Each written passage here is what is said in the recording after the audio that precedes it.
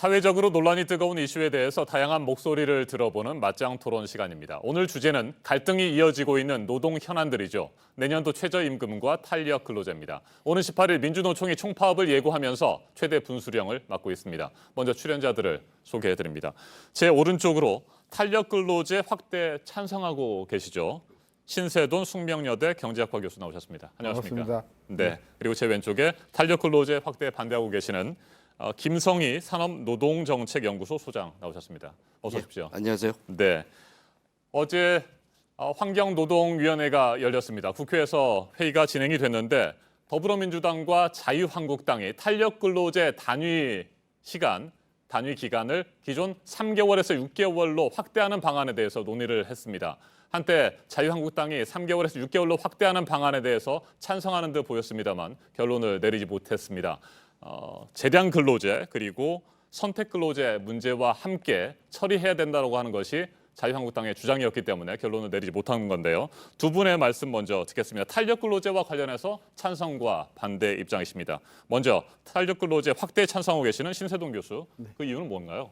일단 이제 근로기준법에 정해진 시간이 하루 8시간, 그다음에 주당 40시간인데 그걸 너무 엄격하게 적용을 하다 보면 예를 들어서 주문이 너무 많이 들어온다든지 이런 경우에 기업이 감당을 할 수가 없죠. 네. 그래서 우리 근로기준법에도 탄력 근로제라는 것을 53조에 적용을 해놨어요. 문제는 단위 기간을, 그러니까 그것을 적용하는 단위 기간을 3개월이냐 6개월이냐 1년이냐 이게 네. 이제 쟁점이 된 것이죠. 근본적으로 탄력 근로제를 우리 근로기준법이 허용을 하고 있다는 것은 기업의 어떤 그런 상황을 탄력적으로 반영해 주자는 뜻이기 때문에 네. 저는 기본적으로 굉장히 좋은 제도라고 생각해요. 네.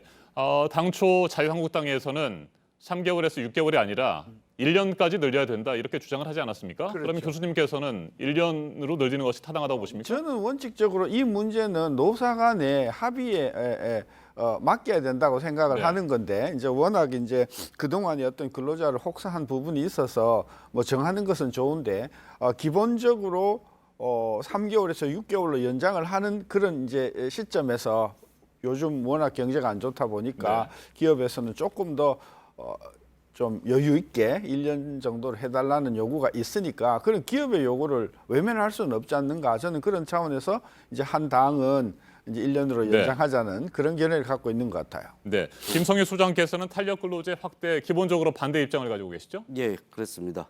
우리나라 이제 OECD 평균보다 1년에 400시간 정도, 네.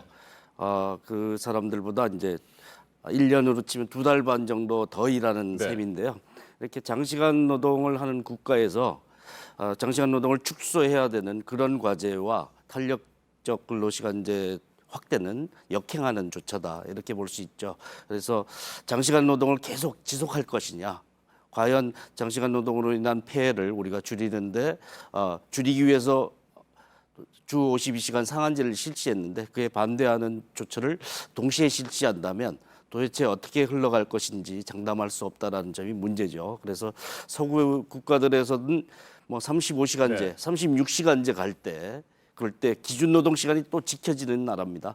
시간의 노동이 우리나라처럼 일상화된 국가가 아닌 나라들에서 탄력제를 도입하는 것이지 이렇게 장시간 노동이 일상화된 나라에서 시간의 노동을 매일 하듯이 하는 나라에서 이런 탄력제 시간제도를 운영하는 것은 장시간 노동을 계속 온전시키는 그런 방법밖에 되지 않는다라고 봅니다. 그렇다면 김 소장께서는 탄력 근로제 기존 단위 기간 3개월을 유지하는 것이 타당하다 이렇게 보십니까? 뭐 기간 문제로 좁혀서 논의를 하게 되면 노동 시간과 관련된 우리가 많은 논의를 놓치게 되는데 그 자체가 사실은 프레임을 좁혀서 기간을 더 늘려야 되느냐 말아야 되느냐 그래서 그 중간을 취하자 이런 논의로 흘러가는 것은 노동 시간 문제에서 우리 사회가 지금 직면하고 있는 과제를 너무 좁혀서 잘못 흘러가게 하는 것이다 이렇게 봅니다. 네, 그렇지만 국회 환경노동위원회에서 현재 쟁점이 되고 있는 것은 바로 탄력 근로제 단위 기간을 3개월에서 6개월 아니면 뭐 1년까지 늘릴 것이냐 이 부분 아니겠습니까?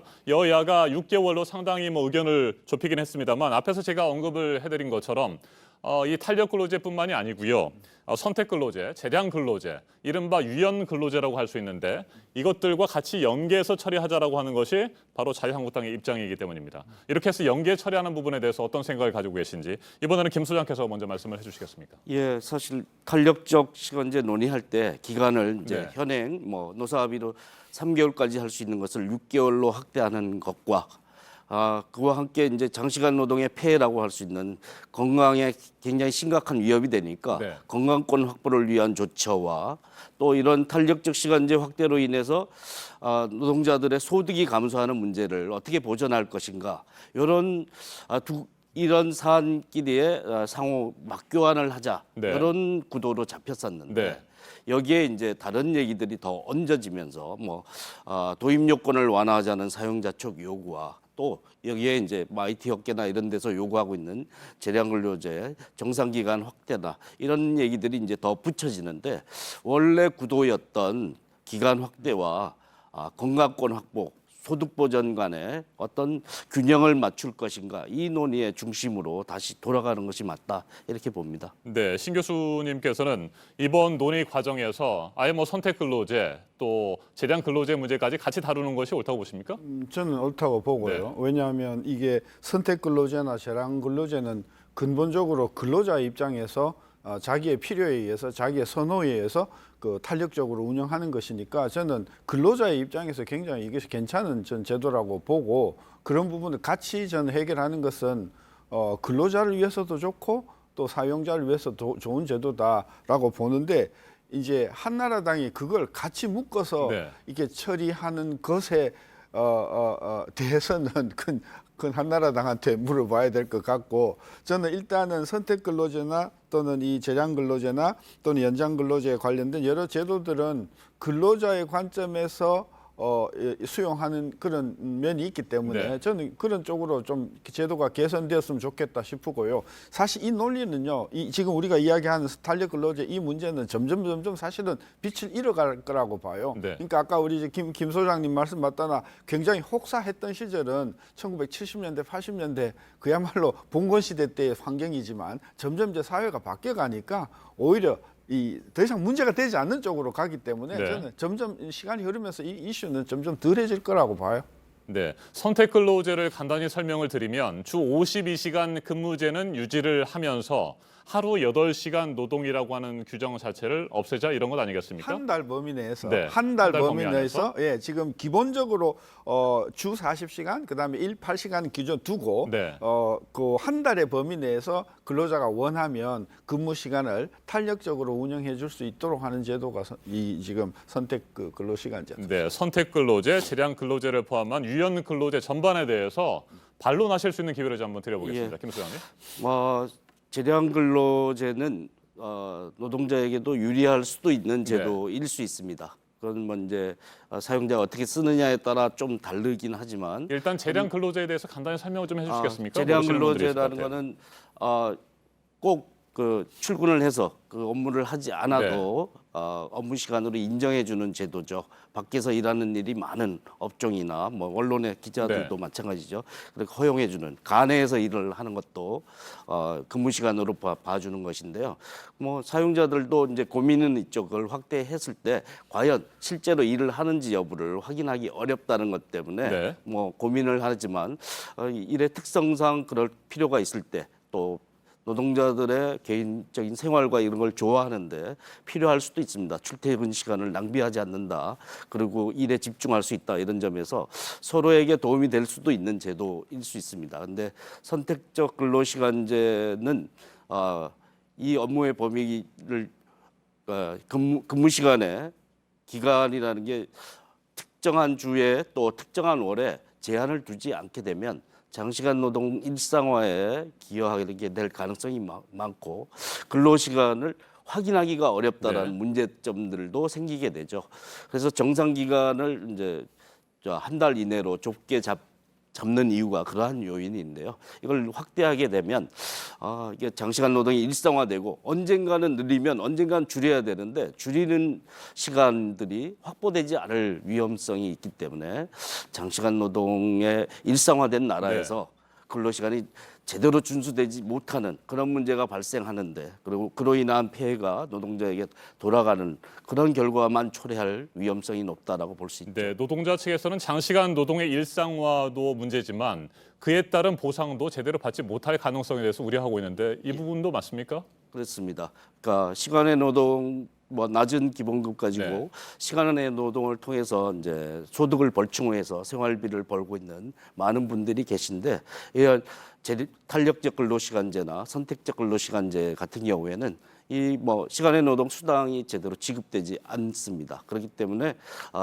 생활비를 벌충했던 그런 시간의 노동 수당만 줄고 이런 일대로 하고 최근에 우편 집배원 비정규직 분이 돌아가셨죠. 네. 과로사로 돌아가신 분이 바로 그런 사람입니다.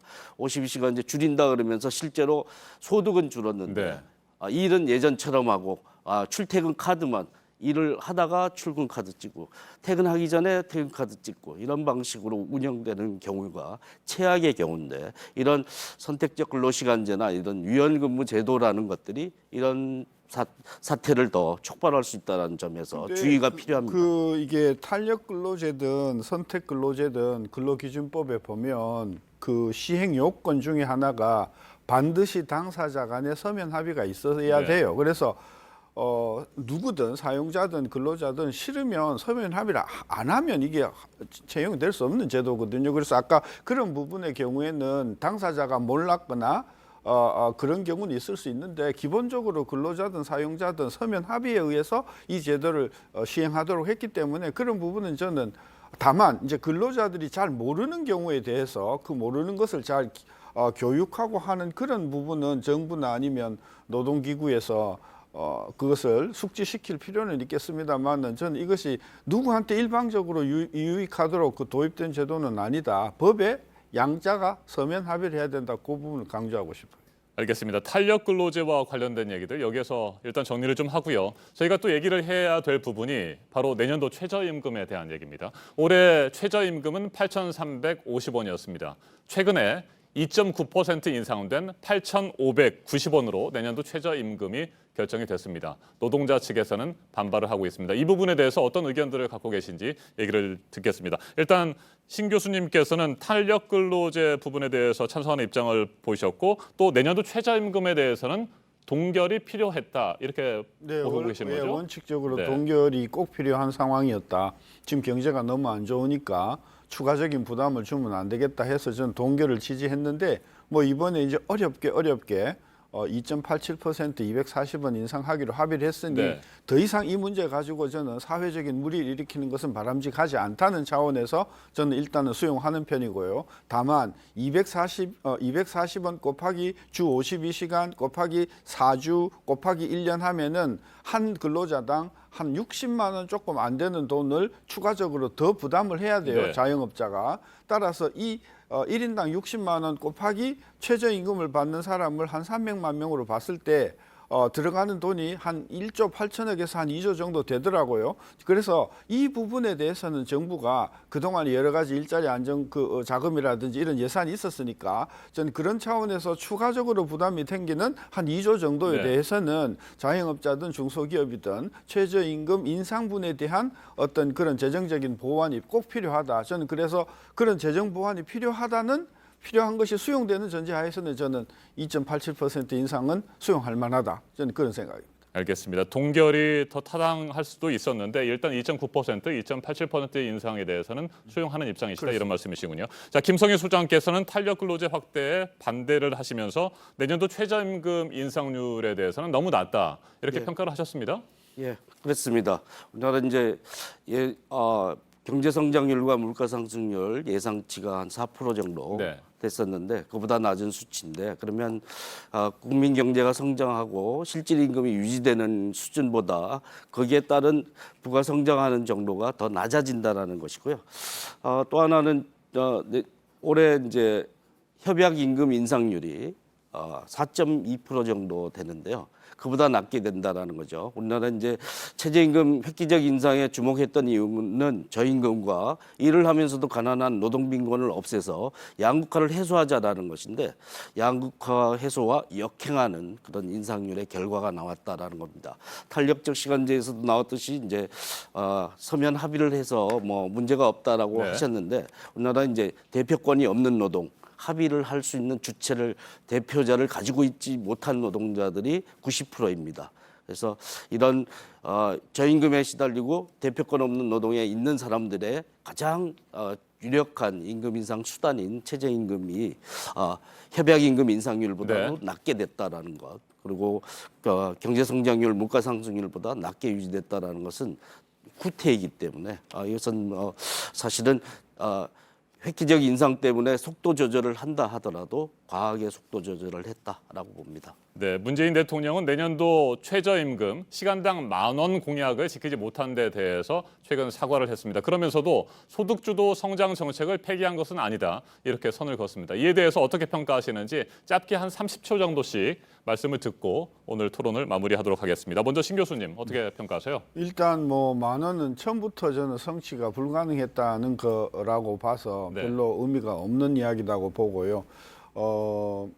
뭐 그 지난 2년 동안 너무 많이 올랐고요. 그다음에 지금 경제가 너무 안 좋고 저는 그래서 이 현장의 어떤 그런 그 자영업자들의 어려움을 감안해 준다는 차원에서 현재 그 2.87%의 인상과 더불어서 정부의 강력한 어떤 자영업자 또는 최저임금 해당되는 사람들에 대한 지원이 보강이 된다고 하면 뭐 무난한 그런 어떤 그런 결과였다고 봐서 이거 가지고 또 뭐 길거리로 나서고 또 국민들에게 눈살 찌푸리는 이런 일이 없었으면 좋겠다. 저는 그래서 노동계에서 한 해만이라도 올해 한 해만이라도 양보하고 한 발 뒤로 물러서는 네. 그런 결단해 주기를 바라는 겁니다. 네, 소득주도 성장 정책에 대해서도 뭐 더 많은 시간이 토론에 필요하겠습니다만 그 부분은 짧게 어떻게 생각하십니까? 저는 소득주도 성장 자체가 성립이 되지 않는 이론이라고 봐왔기 때문에 제가 의도적으로 언급을 피했는데 네. 성공할 수 없습니다. 분명히 실패할 거고요. 지금 3년 실패했는데요. 앞으로 2년 뒤가 되면 더 처참하게 실패할 거라고 봐서 뭐 계속 주장한다고 하시지만 해보세요. 내년 내후년 경제는요. 지금보다 훨씬 더 나빠 있을 것이다. 단언합니다. 알겠습니다. 거기까지 듣고요. 김성윤 소장께서는 문재인 대통령의 10,000원 공약 지키지 못한 데 대한 사과 그리고 소득주도 성장 정책 간단히 말씀을 해주십시오. 두 번의 사과를 하셨죠. 3년 안에 10,000원 달성하는 거 못했다. 2020년까지 하는 거 못하고 또 임기 내 하는 것까지 못한다라는 지금 사과를 하신 것인데요. 뭐 여러 가지 여건상 불가피한 측면을 가지고 있습니다. 그러나 우리가 이제 최저임금 1만 원을 대선 때 모든 후보가 임기 내에 달성하겠다라고 한 이유는 저임금과 노동빈곤의 문제가 심각하다라는 것이고 양극화 해소의 방향으로 가야 된다라는 그런 시대의 정신이 있었다라고 봅니다. 이 문제는 어떻게 된 것인가에 대해서 그러면 이 문제를 보완할 방법으로 소득주도 성장의 유지를 얘기하셨는데 소득주도 성장을 유지하는 비정규직의 문제라든가 노동시간 단축의 문제를 더 전향적으로 해서 최저임금 속도 조절의 문제를 보완할 수 있는 방향이 필요하다라고 봅니다. 알겠습니다. 그리고 특히 이제 이제까지 뭐 3년 소득주도 성장 정책이 실패했다고 하는데 우리가 30년이 넘게 기업주도 성장 정책을 했는데 나라 모양이 사실은 양극화나 저임금의 문제를 해결하지 못하고 있다는 것이죠.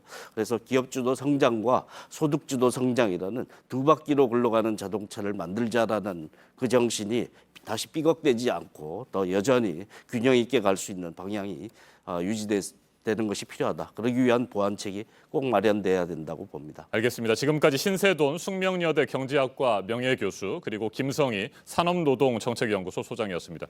두 분 열띤 토론 잘 들었습니다. 감사합니다. 감사합니다.